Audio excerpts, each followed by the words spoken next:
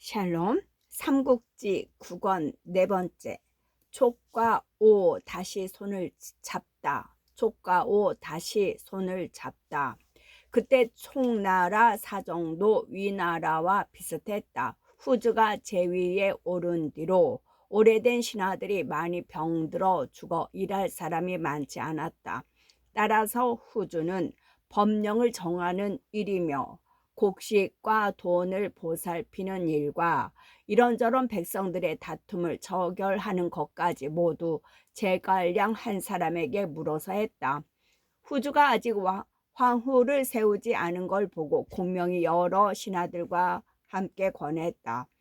돌아가신 거기 장군 장비의 따님이 매우 어질다 합니다. 이제 나이 17이라 하니 정궁으로 맞아 황후로 세우시는 게 옳은 듯합니다. 후주는 그 말을 받아들여 장비의 딸로 황후를 삼았다. 그런데 건흥 원년 초가을의 일이었다. 호련 변방에서 급한 소식이 후주에게 날아들었다. 위나라가 5갈래의 대병을 보내 서천을 치러 오고 있습니다. 첫째 갈래는 조진이 대도둑이 되어 이끈 10만으로 양편관을 뺏으려 하고, 둘째 갈래는 우리를 배반해 간 장수 맹달의 상용군사 10만으로 한중을 넘보고 있습니다.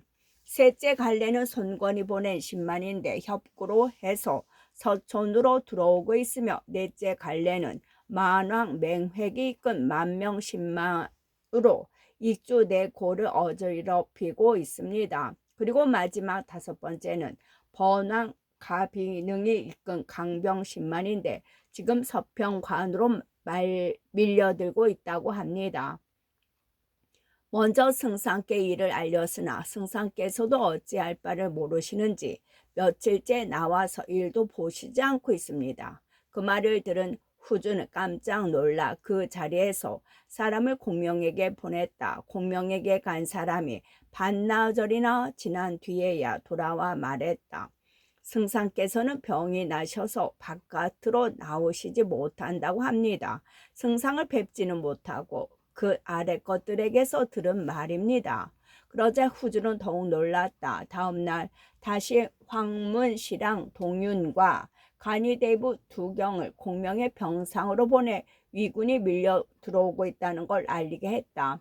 동윤과 두경은 곧 승상부로 갔으나 아래 것들이 막아 안으로 들어갈 수가 없었다. 돌아가신 주상께서 승상께 어린 아들을 부탁하셨건만 이게 어찌 된 일인가? 지금 주상께서는 보위에 오르신 지 며칠 되지도 않은데 조비는 5갈래에 대병을 보내 국경을 침범하고 있지 않은가? 싸움터의 소식이 매우 급한데 어찌하여 승상은 병을 핑계로 나와 보지도 않는단 말인가? 두경이 이렇게 따져 묻자 다시 안으로 들어간 아래 것 한참 있다가 나와 말했다. 승상께서 말씀하시기를 병이 좀 나으면 내일 도당으로 나아가 그 일을 의논하겠다 하십니다. 한시가 급한데 너무도 태평스런 소리였다. 그러나 공명이 만나지 않겠다는 데는 어쩔 수가 없어 동윤과 두경은 탄식만 하고 돌아갔다. 다음날 모든 벼슬아치들은 승상부 앞으로 가서 공명을 기다렸다. 아침부터 해 질려까지 기다렸으나 공명은 끝내 나오지 않았다. 벼슬아치들이 어리벙벙하여 흩어진 뒤 두경이 후주를 찾아보고 말했다. 아무래도 폐하께서 몸소 가보셔야겠습니다. 내일 승상부로 납시어 승상께 친히 위나라를 막을 계책을 물어보도록 하십시오. 그 말을 들은 후주는 여러 관원들을 모으고 황태후에게 찾아가 그 일을 알렸다. 황태후가 놀라 말했다. 승상이 어찌 이럴 수가 있는가? 이는 바로 선제 폐하의 당부를 저버리는 게 아니고 무엇인가? 마땅히 내가 가서 따져봐야겠다. 동윤이 그런 황태후를 말렸다. 대우께서 가볍게 승상을 찾아가셔는 아니 됩니다. 제가 헤아리기로는 승상께 반드시 좋은 생각이 있을 겁니다. 먼저 주상께서 다녀오실 때까지 기다리도록 하십시오.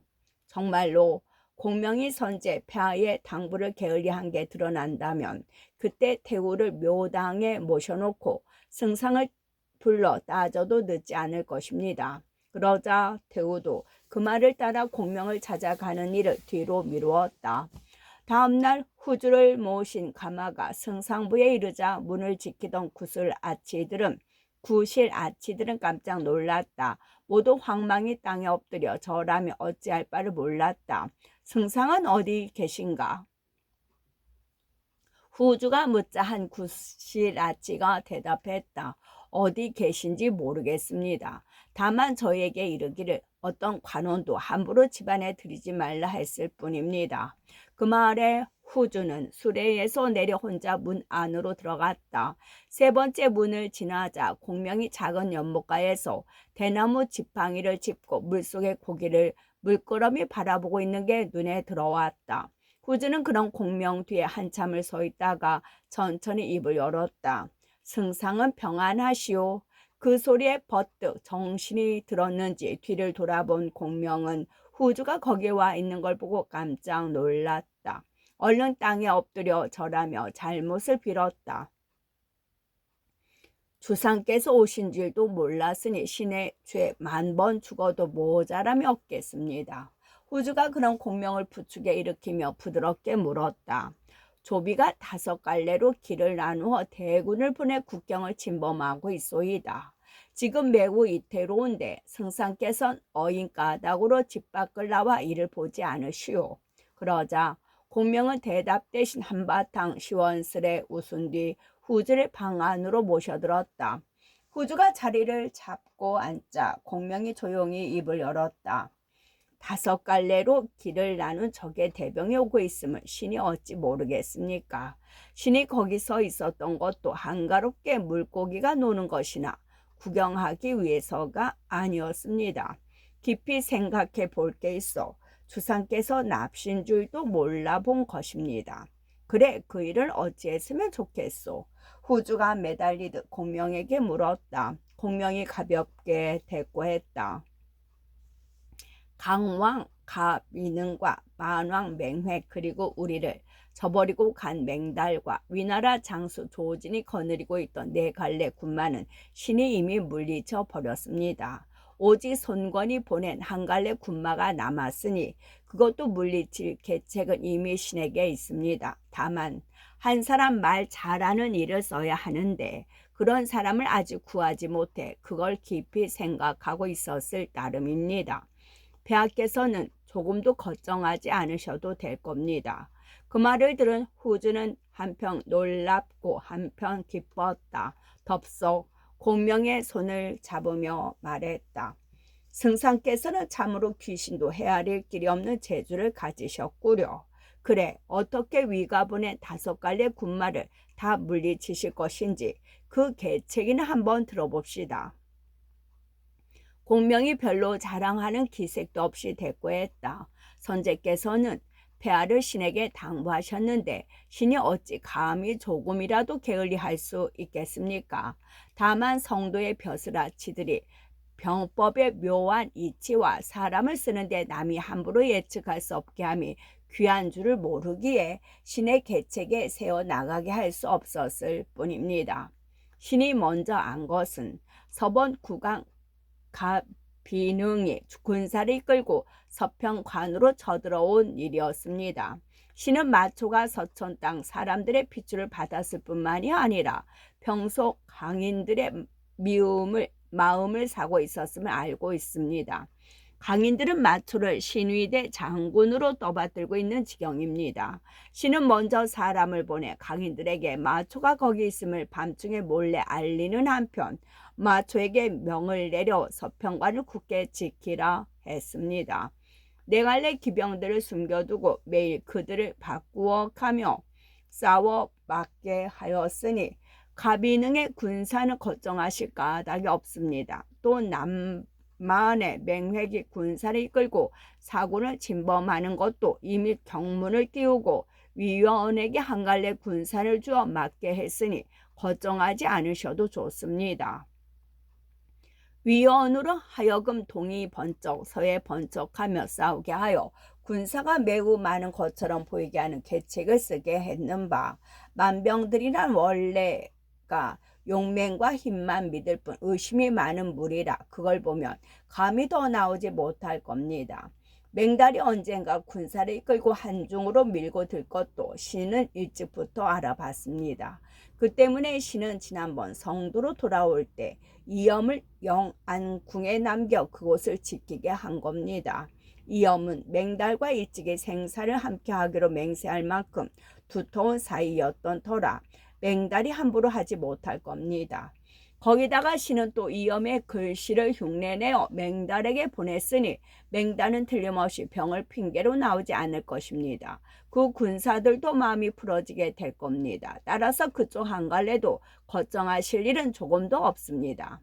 그 밖에 조진이 양평관으로 밀고 들어올 것도 신은 이미 알고 있었습니다. 그러나 그곳은 땅이 험하고 산이 높아 지키기 쉽습니다. 조은하게 한 갈래 군사를 주어 굳게 지키되 나가 싸우지는 말라 해두었으니 우리 군사가 나가지 않으면 조진도 어쩔 수 없이 오래잖아 물러나게 될 겁니다. 공명은 거기까지 말해놓고 잠시 말을 끊었다가 다시 이었다. 그 네 갈래 군마는 말씀드린 바와 같이 걱정될 게 없으나 신은 그래도 일이 잘못되는 수가 있을까 걱정되어 또 따로의 관흥과 장포에게 3만 군마를 주고 알맞은 곳에 머물러 있게 했습니다. 그 네 갈래 어디서든 탈이 생기면 곧 달려가 구할 수 있게 하려는 뜻이었지요. 그런데도 이 일을 사람들이 모르는 것은 모든 군마로 하여금 성도를 거치지 않고 각기 맡은 곳으로 가게 한 까닭입니다. 다만 아직 나머지 한 갈래 동호가 내는 군사는 온전히 처리되지 못했습니다. 동호는 비록 재빨리 움직이지는 않고 있으나 다른 네 갈래 군마가 이겨 우리 서천이 위급해지면 반드시 달려와 그들과 함께 우리를 칠 겁니다. 그러나 다른 군마들은 모두 물리쳐 버린다면 저희들이 어찌 감히 움직이겠습니까? 제가 헤아리기로 손권은 전에 조비가 세 갈래 대군을 내어 동호를 친 일을 한스럽게 여겨 쉽게 그 말을 따르지 않을 겁니다. 이때 손권을 달래 먼저 그 군마가 오는 걸 막아버린다면 다른 네 갈래 군마가 무슨 걱정이 있겠습니까? 하지만 신은 아직 손권을 달랠 만큼 말 잘하는 사람을 얻지 못해 이리 망설이고 있습니다. 그런데 폐하께서는 어찌 여기까지 몸소 납시었습니까? 그 말에 후주는 비로소 활짝 펴진 얼굴로 대꾸했다. 대우께서도 승상을 배우시겠다 하시오. 그러나 이제 승상의 말씀을 들으니 나쁜 꿈에서 깬 듯하오이다. 짐이 다시 걱정할 게 무엇이겠소? 공명은 그런 후주에게 술을 내어 서너 잔 함께 나눠 마신 뒤에 문 밖까지 배웅을 나갔다. 문 밖에 둥글게 모여섰던 백관들이 보니 들어갈 때와는 달리 후주의 얼굴에 기쁜 빛이 가득했다. 공명과 작별한 후주는 수레에 올라 궁궐로 향했으나 백관들은 어리둥절해 할 뿐이었다. 공명이 한 말을 듣지 못한 그들로서는 그럴 수밖에 없는 일이었다. 그런데 그들 가운데 딱 한 사람 하늘을 쳐다보며 웃는 이가 있는데 후주와 마찬가지로 얼굴에 기쁜 빛이 가득했다. 공명이 놀라 살피니 그는 의양궁 신야 사람 등지로 자가 백묘요 벼스는 호부 상서였다. 공명은 사람을 시켜 등지를 남몰래 남아있게 한 다음 백관이 모두 흩어진 뒤에야 서원으로 불러들였다. 지금 위 오가 솔밭처럼 전하를 나누어 섰소. 만일 촉이 나머지 두 나라를 쳐서 전하를 하나로 다시 일으켜 세우자면 먼저 어떤 나라를 쳐야 하겠소? 공명이 등지를 보고 대뜸 그렇게 물었다. 너무 엄청난 걸 갑자기 물은 셈이나 등지는 별로 망설임이 없이 대답했다. 제 어리석은 생각으로 말씀드리자면 먼저 위가 될 겁니다. 그러나 위가 비록 한을 빼앗은 역적이기는 하지만은 그 세력이 너무 커서 급하게 흔들어 보기는 어렵습니다. 반드시 천천히 도모해야 될 줄 압니다. 그렇다가 지금 우리 족은 주상께서 보위에 오르신 지 얼마 되지 않아 아직 백성들의 마음이 안정돼 있지 못하니 마땅히 오와 손을 잡아야 되겠지요. 입술과 이처럼 서로 의지하는 사이가 되어 선제 때에 묵은 한을 잇고 위를 치는 것이 앞날을 길게 보는 계책이 될 겁니다. 승상께서는 어떻게 보십니까? 선주는 죽었으나 촉의 조정은 아직 오와의 화친을 말할 수 있는 분위기가 못 되었다. 그런데도 꺼리낌 없이 그 말을 하는 등지를 보자 공명은 껄껄 웃으며 바로 속을 털어놓았다.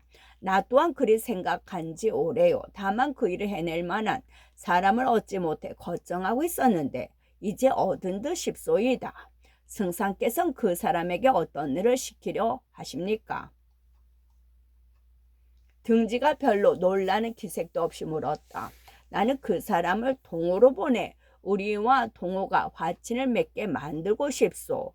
공은 이미 그런 뜻을 가지고 계시니 반드시 군명을 욕되게 하지 않을 것이요.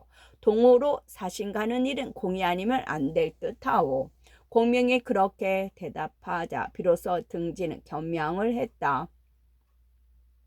저는 재주가 모자라고 아는 게 얕아 그같이 큰 일을 해낼 만한 그릇이 못 됩니다. 아니요, 그렇지 않소이다. 내일 천자께 말씀 올릴 것이니 백묘는 부디 사양하지 마시오. 공명이 그렇게 권했다. 등지는 두세 번 더 겸양하다가 마침내 응낙하고 돌아갔다. 다음 날이 되었다. 공명은 후주 앞에 나가 동호와의 화친이 필요한 까닭을 아랜 뒤 등지를 사신으로 뽑아 동호로 보낼 것을 정했다. 후주는 그걸 받아들여 등지를 사신으로 삼아 동호를 달래려 보냈다. 공명에게 미리 응낙한 등지는 이렇다 할 사용없이 후주께 절하고 물러나 동호로 향했다. 그 무렵 오는 바야흐르 육손의 시대였다. 오와 손권은 육손이 촉을 막고 또 이어 위를 물리친 공을 기려 그를 보국 장군 강릉 후의 형주목으로 삼았다. 이에 오의 국권은 모두 육손의 손아귀에 들어갔다. 또 장소와 고흥이 오왕에게 연호를 갈 것을 정하자 오왕은 그걸 받아들였다. 그때껏 쓰던 위의 연호 대신 황무란 연호를 쓰기로 했다. 아직 천자를 정하지는 않았으나 이제 더는 위에 신하 노릇을 않겠다는 뜻을 밝힌 셈이었다. 바로 그 황무 첫해 위주 조비가 보낸 사신이 오에 이르렀다. 손권은 그 사신을 불러들이고 짐짓 엄한 표정으로 물었다. 그대는 무슨 일로 왔는가? 그러자 그 사신이 머리를 조아리며 조비의 뜻을 전했다. 전에 위가 오로 군사를 보낸 것은 폐하의 본뜻이 아니었습니다. 족이 사람을 위에 보내어 구해주기를 비는 바람에 잠시 밝게 살피지 못해 군사를 내게 되었던 겁니다. 이제 폐하께서는 그 일을 몹시 뉘우치시고 내 갈래의 군마를 내어 서천을 치고자 하십니다. 동호에서도 군사를 보내 함께 호응해 주었으면 합니다. 만약 촉을 얻게 되면 그 땅을 반씩 나누어 갖자는 게 폐하의 뜻이니 부디 마다하지 않으시기 빕니다. 위가 전에 한 짓은 괘씸했으나 그 말은 귀에 솔깃했다. 그러나 그 뒤에 어떤 꾀가 숨어 있는지 몰라 손권은 얼른 마음을 정할 수가 없었다. 사신을 잠시 물러가 있게 하고 장소와 공을 불러 물었다. 어떻게 했으면 좋겠소? 유백원이 견식이 매우 높으니 그를 불러 물어보시는 게 좋겠습니다. 장소가 그렇게 대답했다. 손권도 그 말을 옳게 여겨 곧 육손을 불러오게 했다. 육손은 조비의 속셈을 한눈에 꿰뚫어 보았다. 손권 앞에 이르기 바쁘게 말했다. 조비는 중원에 버티고 앉아 급히 쳐 없애기 어렵습니다. 이번에 만약 그의 말을 들어주지 않으면 틀림없이 원수가 될 것이니 듣기는 들어주어야 할 겁니다. 하지만 신이 헤아리기에는 위의 장수들 가운데 제가 할 양을 감당해낼 만한 이가 없습니다. 주상께서는 그저 못 이긴 채 조비의 말을 들어주시되 군사를 정돈하고 싸움 채비를 하는데 시간을 끌며 위에 네 갈래 군마가 어떻게 되는지를 살피십시오. 만약 그들이 싸움에 이겨서 서천이 위급해지면 아무리 제갈량이라도 머리와 꼬리를 한꺼번에 돌볼 틈이 없을 겁니다. 그때는 즉시 군사를 내어 먼저 성도부터 차지하시는 게 상책입니다. 그러나 위가 싸움에 질 경우에는 따로의 의논을 해보시는 게 좋겠습니다. 그 말을 듣고 보니 송건도 그게 좋을 듯 싶었다. 곧 위의 사신을 불러 말했다. 뜻은 좋으나 우리는 아직 싸움에 쓰일 마필이며 병장기, 군량이 준비되지 못했소. 그게 마련되는 대로 나를 골라 군사를 일으키도록 하리다. 그 말을 들은 사신은 군세를 내겠다는 말에만 기뻐하며 위로 돌아갔다. 송건은 곧 사람을 사방에 풀어 위에 네 갈래 군마가 하는 양을 살피게 했다. 서평관 쪽에서 먼저 소식이 왔다. 서평관으로 밀려 들어가던 서번 군사는 마초가 거기 있는 걸 보자 싸우지도 않고 물러가 버렸습니다. 이에 다른 세 곳에서도 비슷한 소식이 날아들었다. 남만왕 맹획이 군사를 일으켜 촉에 내 고를 쳤으나 위원 때문에 조금도 얻은 게 없었습니다. 위원이 의병을 써서 물리치니 맹획은 할 일 없이 제 땅으로 되돌아가 버렸습니다. 상용 맹달의 군사는 싸워보지도 못하고 주저앉았습니다. 서천으로 가는 도중 갑자기 군중에 병이 돌아 더 나아갈 수 없게 되었다 합니다. 조진도 양평관을 넘지 못하고 돌아섰다고 합니다. 조자룡이 험한 길목마다 지키고 앉았으니 양평관은 실로 한 사람의 장수를 10,000명이 당해내지 못하는 관이 되고 말았습니다. 조지는 야곡도에 진을 치고 있다가 끝내 이기지 못한 줄 알고 돌아간 것입니다. 그 모든 소식을 듣고 난 송건은 가슴이 뜨끔했다. 모든 벼슬아치들을 모아놓고 세상 감탄했다. 600원의 하림은 참으로 귀신 같구나. 내가 함부로 움직였다면 또다시 촉과 원수 질 뻔했다. 그러는데 문득 사람이 들어와 알렸다. 서촉에서 등지를 사신으로 보내왔습니다. 이것은 앉아서 우리 군사를 물리치려는 제갈량의 또 다른 계책입니다. 등지를 보내 우리를 달래보내는 것이 틀림이 없습니다. 촉이 사신을 보낸 까닭쯤은 자기도 알 수 있다는 듯 장소가 그렇게 대답했다. 그러자 손건이 물었다. 그렇다면 이번에는 어떻게 해야 좋겠소? 장소가 잠깐 생각하다가 말했다. 먼저 대전 앞에 큰 가마솥을 걸고 거기다가 기름 수백 근을 부어 숯불로 끓이십시오. 그 기름이 끓거든 키가 크고 얼굴이 넓은 무사 1,000명을 각기 손에 칼을 들려 궁궐 문에서 대전 앞까지 늘여 세웁니다. 그런 다음 등지를 불러들이시되 그가 입을 열어 우리를 달랠 틈을 주지 말고 먼저 옛적 여기기가 제 나라를 달래러 갔던 일을 들며 꾸짖도록 하십시오. 그리고 그 일을 본떠 기름에 삶아 죽이겠다 하시면서 등지가 어떻게 나오시는지 살피시는 겁니다. 그때 그가 말하는 걸 보아가며 대하시면 일을 그르침이 없을 겁니다.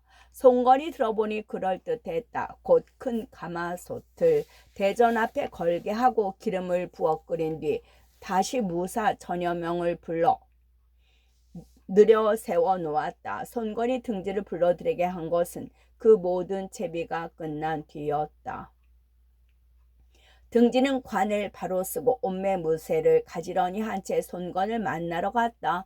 궁궐 문 앞에 이르니 무사들이 두 줄로 줄 늘어서 있는데 모두가 하나같이 키가 크고 씩씩해 보였다. 손에 가리며 도끼, 창 등을 번쩍이며 대전까지 이어져 있는데 예사롭지가 않았다. 등지는 얼른 손건이 그들을 벌려 세운 뜻을 알아차렸다. 조금도 두려워하는 기색 없이 어깨를 펴고 얼굴을 세운 채 걸어 들어갔다. 대전 앞에 이르니 거기 다시 큰 가마솥이 걸려 있는데 그 안에는 기름이 한창 끓고 있었다.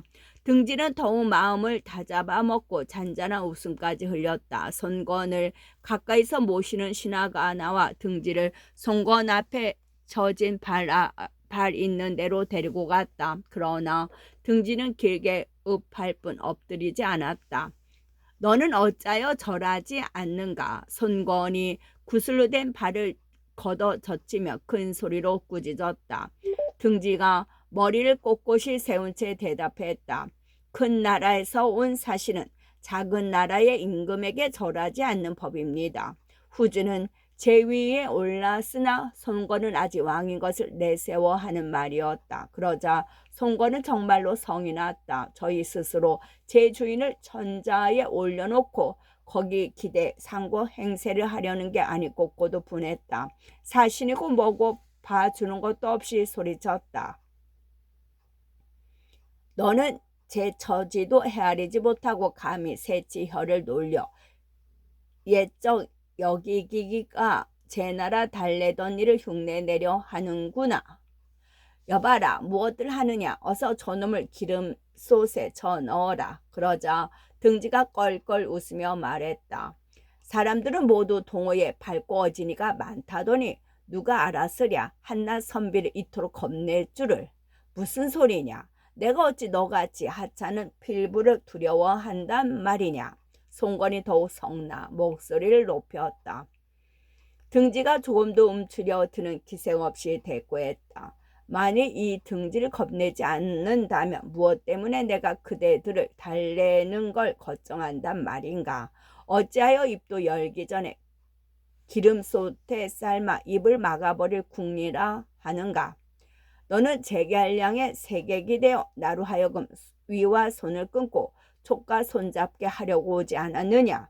그따위 말은 들으나 마나다. 손건은 짐짓 틈을 보이지 않으려고 애쓰며 그렇게 잘라 말했다. 그래도 등지는 조금도 수그러지는 기색이 없었다. 나는 촉의 한낱 선비일 뿐이나 오직 오나라를 위해 일을 온 것과 해로운 걸 일러주러 왔다.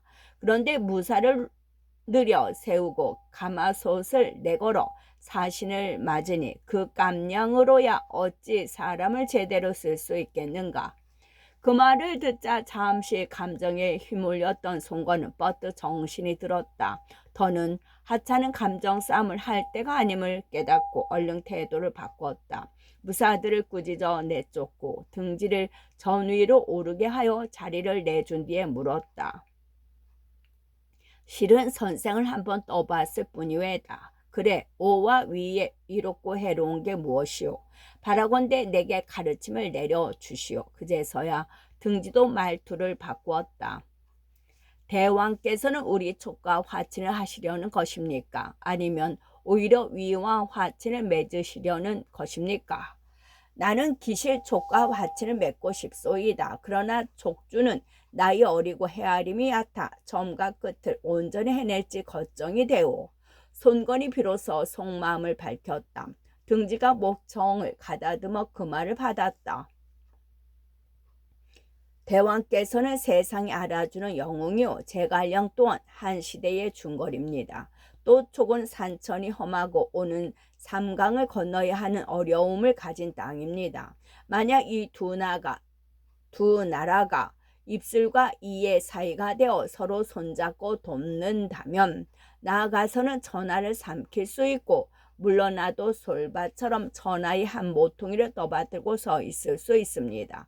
그러나 만약 대왕께서 위에 몸을 굽혀 신하 노릇을 자청하신다면 위는 틀림없이 대왕께서 조정에 들어오기를 바라고 태자는 내시로 삼으려 들 겁니다. 그래놓고 그걸 따지지 않으면 군사를 일으켜 치겠지요. 그래도 우리 촉도 틈을 노려 물길을 타고 오로 밀고 들을 것이니 이 강남의 땅은 두 번 다시 대왕의 것으로 남게 되지 못할 겁니다. 대왕께서 제 말을 옳지 못하다 여기신다면 저는 대왕 앞에서 스스로 죽어 세객이란 이름만이라도 벗을까 합니다. 그러고는 옷을 활활 벗어붙인 뒤 기름가마 속으로 뛰어들려 했다. 손건은 그런 등지를 급히 말리고 후전으로 불러들였다. 그리고 귀한 손님의 애로 대하며 물었다. 선생의 말은 바로 내 뜻에 맞소. 나는 이제 촉주와 화친을 맺으려 하는 바 선생은 나를 위해 다리를 놓아줄 수 있겠소. 저를 튀겨 죽이려 하신 것도 대왕이요. 이제 저를 쓰시려고 하시는 것도 대왕이십니다. 대왕께서 아직도 망설이심으로 마음을 정하지 못하시면서 어찌 다른 사람의 믿음을 살 수 있겠습니까? 등지가 그렇게 쐐기를 박았다. 송건도 더는 자신의 뜻을 빙빙 돌려 말하는 것을 그만두었다. 내 뜻은 이미 정해졌소. 선생은 의심하지 마시오. 그렇게 말을 맺고 등지를 내보내 쉬게 했다. 등지가 나간 뒤 여러 벼슬아치들을 불러들인 손건이 한탄하듯 말했다. 나는 강동 81고를 손에 넣고 다시 형초의 땅까지 얻었건만 오히려 서쪽의 한쪽 구서 땅을 가진 것보다 못한 듯하오. 촉은 등지 같은 인물이 있어 그 주인을 욕되게 하지 않았으나 우리 오예는 이 몸을 위해 촉으로 들어가 뜻을 전해줄 사람이 없구려. 그러자 여러 가운데서 한 사람이 튀어나오며 소리쳤다. 제가 한번 사신이 되어 촉으로 가보겠습니다. 여럿이 돌아보니 그는 우근 사람 장온으로 자를 해설하 쓰는데 벼슬은 중량장이었다. 경히 해낼 수 있겠소. 촉으로가 제갈령을 만나보고 이 몸의 뜻을 잘 전해낼 수 있을지 걱정이 되오. 송건이 못 믿어온 듯 그렇게 말하자 장원이 힘주어 말했다. 공명 또한 사람에 지나지 않습니다. 신이 그 사람을 두려워할 까닭이 무엇 있겠습니까? 그 기계에 손건도 그를 믿는 마음이 생겼다. 기쁜 얼굴로 장원의 정을 들어주고 무거운 상을 내린 뒤 등지와 함께 서촉으로 보냈다. 한편 공명은 등지를 오에 보내놓고 후주에게 조용히 아뢰었다. 이번에 등지가 가면 반드시 일이 되도록 만들 겁니다. 그러면 인물이 많은 오나라는 틀림없이 사람을 보내 답례를 할 것인데 그때 폐하께서는 예를 갖춰 사신을 대하셔야 합니다. 그가 돌아가 화친이 이루어지고 우리가 오나라와 손잡게 된다면 위도 함부로 우리에게로 군사를 몰아내지 못할 겁니다. 그리하여 위와 오가 조용해지면 신은 남쪽을 저 그곳 만족들을 편정할까 합니다. 그리고 다음은 위를 치면 될 겁니다. 만약 위만 쳐 없앨 수 있다면 오도 오래는 가지 못할 것이니 전하는 다시 하나로 돌아오게 됩니다. 오르신 말씀이요. 승상의 뜻대로 하시오. 후주는 생각해 보지도 않고 대뜸 그렇게 허락했다. 며칠 안돼 과연 기다리던 소식이 왔다. 동호에서 장원을 등지와 함께 보내왔습니다. 후주는 문목백관을 단지 궁궐의 뜰로 불러 모으고 등지와 장원을 맞아 들이게 했다. 이에 기가 산 장원은 고개를 저들고 전상으로 올라 후주를 만나보고 예를 올렸다. 후주는 장원에게 금으로 만든 항아리 모양의 의자를 내리고 대전 왼편에 앉게 한 뒤 잔치를 벌려 대접했다.